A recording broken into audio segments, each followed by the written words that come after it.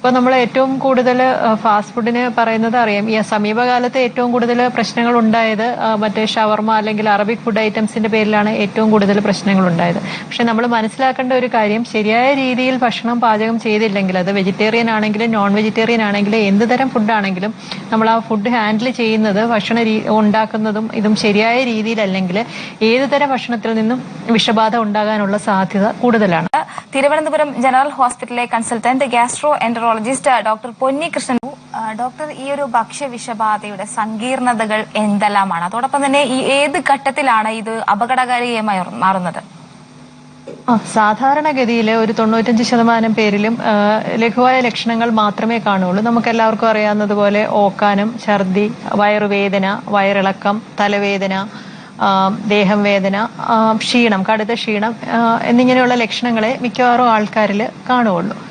പക്ഷെ അപൂർവം ചില ആൾക്കാരിൽ നമ്മൾ സാധാരണഗതിയിൽ നേരത്തെ നമ്മൾ കരുതിയിരിക്കുന്നത് പറയുന്നത് ഒരു 5 വയസ്സിൽ താഴെയുള്ള കുട്ടികളിൽ അവരിൽ രോഗപ്രതിരോധ ശേഷി ഡെവലപ്പ് ചെയ്തു വരുന്നതേ ഉള്ളൂ. അതുപോലെ തന്നെ പ്രായമായവരിൽ രോഗപ്രതിരോധ ശേഷി കുറവാണ്. അതുപോലെ ഗർഭിണികൾ, മുലയൂട്ടുന്ന അമ്മമാർ, വൃക്ക രോഗികൾ, കരൾ രോഗികൾ, അതുപോലെ ക്യാൻസർ രോഗികൾ, HIV ബാധിതർ, ഇവരിൽ എല്ലാവരും തന്നെ ഈ രോഗപ്രതിരോധ ശേഷി കുറവാണ്. അപ്പോൾ അങ്ങനെയുള്ളവരിൽ ഭക്ഷ്യവിഷബാധ എന്നല്ല എന്ത് ഇൻഫെക്ഷൻസ് വന്നു കഴിഞ്ഞാലും അവരിൽ തീവ്രത കൂടുതലായിരിക്കും. അപ്പൊ അങ്ങനെയുള്ളവരെ ലഘുവായ ലക്ഷണങ്ങളാണെങ്കിൽ പോലും ഉടനെ തന്നെ ഒരു ഡോക്ടറെ കണ്ട് ചികിത്സ തേടുന്നതാണ് നല്ലത്. പക്ഷേ ഒരു ഭൂരിഭാഗം ഇപ്പൊ ആരോഗ്യവാന്മാരായ ആൾക്കാരിൽ അങ്ങനെ വലിയ പ്രശ്നങ്ങൾ ഉണ്ടാകാറില്ല. പക്ഷേ ഈ അടുത്ത കാലത്ത് നമ്മൾ കണ്ട ഭക്ഷ്യവിഷബാധ മൂലമുള്ള മരണങ്ങളെല്ലാം തന്നെ വളരെ ആരോഗ്യവാന്മാരായ വളരെ യങ്ങായിട്ടുള്ളവരിലാണ് ഈ മരണങ്ങളെല്ലാം തന്നെ കണ്ടത്. അപ്പോൾ അത് ചില ബാക്ടീരിയകൾ, ബോട്ടിലിസം ഉണ്ടാക്കുന്ന ക്ലോസ്ട്രീഡിയം പോലെയുള്ളത്, അത് നാഡീവ്യവസ്ഥയെ ബാധിക്കാം.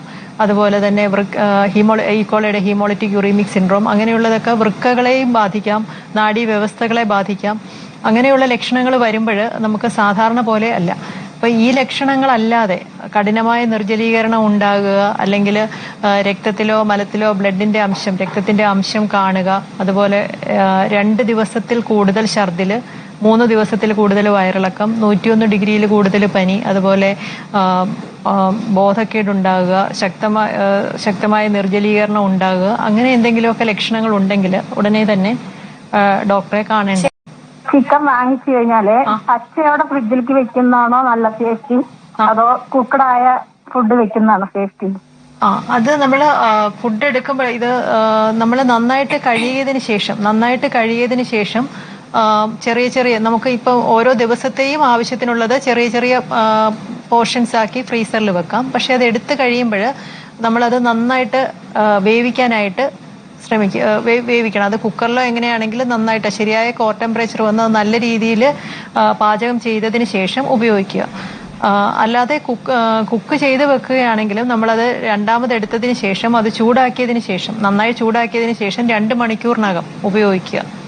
അപ്പൊ എങ്ങനെയാണെങ്കിലും നമ്മളത് രണ്ടാമത് ഉപയോഗിക്കുന്നത് അനുസരിച്ചിരിക്കും. അത് ഫ്രിഡ്ജിൽ വെക്കുമ്പോഴും നമ്മൾ കുക്ക് ചെയ്തതുമായിട്ട് മിക്സ് ചെയ്ത് വെക്കരുത്. ഫ്രീസറിൽ തന്നെ വെക്കുക. നന്നായി കഴുകി വൃത്തിയാക്കിയതിന് ശേഷം ഓരോ ദിവസത്തേക്കും ആവശ്യമുള്ളത് സെപ്പറേറ്റ് വൃത്തിയുള്ള പാത്രങ്ങളിലാക്കി ഫ്രീസറിൽ സൂക്ഷിക്കുക. എടുത്തതിന് ശേഷം അത് നന്നായി പാചകം ചെയ്ത് ഉപയോഗിക്കാം. പാചകം ചെയ്തത് നമ്മൾ ഫ്രിഡ്ജിൽ വെക്കുകയാണെങ്കിൽ തിരിച്ചെടുക്കുമ്പോൾ അത് നന്നായിട്ട് തിരിച്ച് പാചകം ചെയ്യുന്നുണ്ട്, നന്നായിട്ട് അത് വീണ്ടും നന്നായി ചൂടാക്കിയ നമുക്ക് വേണ്ട രീതിയിൽ അത് നല്ലതുപോലെ ചൂടാക്കി ഉപയോഗിച്ചു കഴിഞ്ഞാൽ തന്നെ അത് 2 മണിക്കൂറിൽ നമ്മളത് പാചകം ചെയ്ത ഭക്ഷണം 2 മണിക്കൂറിനകം തന്നെ ഉപയോഗിക്കുന്നതാണ് നല്ലത്. കൂടുതൽ നേരം നമ്മളത് വെളിയിൽ വെക്കുന്നതോളം അത് മലിനമായിട്ടുണ്ടെങ്കിൽ അതിൽ കൂടുതൽ ബാക്ടീരിയകൾ പെരുകാൻ സാധ്യതയുണ്ട്. അപ്പം ഏതാണെങ്കിലും എങ്ങനെ നമ്മളത് സൂക്ഷിക്കുകയാണെങ്കിലും അത് നമ്മൾ രണ്ടാമത് അത് ഉപയോഗിക്കുമ്പോൾ അതെങ്ങനെയാണ് ഉപയോഗിക്കുന്നതെന്നനുസരിച്ച് ഇരിക്കും. എല്ലാവരും കഴിക്കുന്നതാണ്. അത് നമുക്ക് ഒരു എന്ന് വെച്ചാൽ വളരെയധികം ആൾക്കാർ പുറത്തു നിന്നുള്ള ഭക്ഷണത്തിനെ മാത്രം ഡിപ്പെൻഡ് ചെയ്ത് ഉള്ള ആൾക്കാരുണ്ട്. അപ്പൊ നമുക്ക് ചെയ്യാൻ പറ്റുന്നത്, നമ്മളൊരു ഭക്ഷണശാല തിരഞ്ഞെടുക്കുമ്പോൾ അത് വൃത്തിയുള്ളതാണോ, അത് റെപ്യൂട്ടഡ് ആണോ, ഏതെങ്കിലും ഒരു റെപ്യൂട്ടഡ് ഒരു ഫുഡ് ചെയിന്റെ ഭാഗമായിട്ടുള്ളതാണോ, അവിടെ ധാരാളം ആൾക്കാർ വന്ന് ഭക്ഷണം കഴിക്കുന്ന സ്ഥലമാണോ എന്നുള്ളത് ആദ്യം പരിശോധിക്കുക. അപ്പം അതൊരു ടേൺ ഓവർ കൂടുതലാണെങ്കിൽ, ധാരാളം ആൾക്കാർ വന്ന് ഭക്ഷണം കഴിക്കുന്ന സ്ഥലമാണെങ്കിൽ അവിടെ ബാക്കി വരുന്ന ഭക്ഷണങ്ങൾ അങ്ങനെയുള്ളത് കാണാൻ സാധ്യത കുറവാണ്.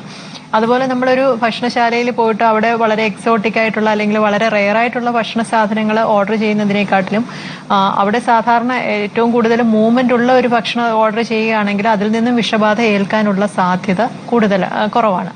അതുപോലെ നമുക്ക് ഭക്ഷണം ഓർഡർ ചെയ്യുമ്പോൾ തിരിച്ച് നമ്മൾ വീടുകളിൽ ഓർഡർ ചെയ്ത് കഴിക്കുമ്പോൾ നേരത്തെ പറഞ്ഞതുപോലെ ഓർഡർ ചെയ്തിട്ട് നമുക്കതിൻ്റെ ഒരു കുക്കിംഗ് ടൈം അവരെപ്പോഴാണ് ഇത് പ്രിപ്പയർ ചെയ്തതെന്ന് അല്ലെങ്കിൽ ഇത് ഡെലിവറി ഏജന്റ് എപ്പോഴാണ് ഇത് കൊണ്ടുവരുന്നത്, എത്ര താമസിച്ചാണ് കൊണ്ടുവരുന്നത് ഒന്നും നമുക്ക് കൃത്യമായി അറിയാൻ കഴിയില്ല. പക്ഷെ നമുക്ക് ഭക്ഷണം നമ്മുടെ കൈകളിൽ എത്തിക്കഴിഞ്ഞാൽ അത് ഒരു 2 മണിക്കൂറിനകം തന്നെ ആ ഭക്ഷണം കഴിക്കാനായിട്ട് ശ്രദ്ധിക്കുക.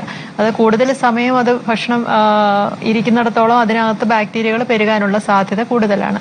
ഇപ്പൊ നമ്മൾ ഏറ്റവും കൂടുതൽ ഫാസ്റ്റ് ഫുഡിന് പറയുന്നത് അറിയാം. ഈ സമീപകാലത്ത് ഏറ്റവും കൂടുതൽ പ്രശ്നങ്ങൾ ഉണ്ടായത് മറ്റേ ഷവർമ അല്ലെങ്കിൽ അറബിക് ഫുഡ് ഐറ്റംസിന്റെ പേരിലാണ് ഏറ്റവും കൂടുതൽ പ്രശ്നങ്ങൾ ഉണ്ടായത്. പക്ഷെ നമ്മൾ മനസ്സിലാക്കേണ്ട ഒരു കാര്യം, ശരിയായ രീതിയിൽ ഭക്ഷണം പാചകം ചെയ്തില്ലെങ്കിൽ, അത് വെജിറ്റേറിയൻ ആണെങ്കിലും നോൺ വെജിറ്റേറിയൻ ആണെങ്കിലും എന്ത് തരം ഫുഡാണെങ്കിലും നമ്മൾ ആ ഫുഡ് ഹാൻഡിൽ ചെയ്യുന്നത് ഭക്ഷണം ഉണ്ടാക്കുന്നതും ഇതും ശരിയായ രീതിയിലല്ലെങ്കിൽ ഏത് തരം ഭക്ഷണത്തിൽ നിന്നും വിഷബാധ ഉണ്ടാകാനുള്ള സാധ്യത കൂടുതലാണ്.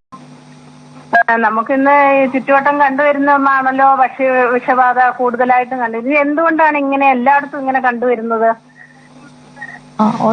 അതായത് ഇപ്പൊ നമുക്ക് നമ്മുടെ ഈ സമ്മർ ടൈമിൽ ഈ ചൂട് കാലത്താണ് ഭക്ഷ്യവിഷബാധ ഉണ്ടാകാൻ ഏറ്റവും കൂടുതൽ സാധ്യത. ഇപ്പൊ നമ്മുടെ ഈ അന്തരീക്ഷ ഊഷ്മാവ് വളരെ കൂടി നിൽക്കുന്ന ഒരു സമയമാണ്. ഒരു 38 മുതൽ 42 ഡിഗ്രി, ആ ഒരു 28 മുതൽ 32 ഡിഗ്രി വരെയൊക്കെ പോകുമ്പോഴത്തേക്കും ഈ ബാക്ടീരിയകൾ പെരുകാനുള്ള സാധ്യത വളരെ കൂടുതലുള്ള ഒരു ടെമ്പറേച്ചറാണ്. പൊതുവെ ചൂടുകാലത്ത് ഭക്ഷ്യവിഷബാധകൾ ഉണ്ടാകാനുള്ള സാധ്യത കൂടുതലാണ്.